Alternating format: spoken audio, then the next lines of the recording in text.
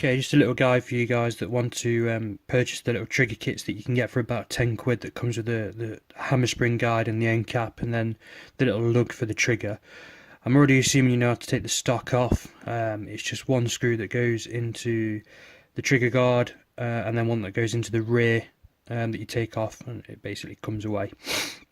You'll then basically be left with this. What you need to do is a little screw just there. If you loosen that off and take that out, it literally goes all the way through into the top of the breech, and it will basically, the end cap will come off then, and it will expose the little spring and spring guide. My top hat seems to have remained inside.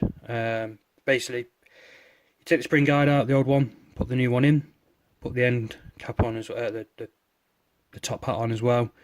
And that basically goes back in there. There's nothing small that will fall out, so you haven't got to worry about losing anything or anything like that. That basically sits back in there. End cap goes back on, screw goes back in, and that's that. And then what you'll also get, as you see there, is a brass little lug. And what you need to do is just knock that second pin out. I don't know if you can see it, but there's a little pin there. If you knock that one out, put the little brass lug over the top of the pin, and put it back in place.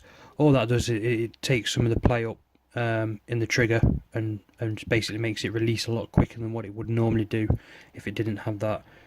Along with obviously a trigger tune kit you can do if you take this out and you adjust the little grub screw on the back of the trigger. It can make for a really light and positive feel on your trigger, and makes this already decent good into a really good one. So yeah, there you go.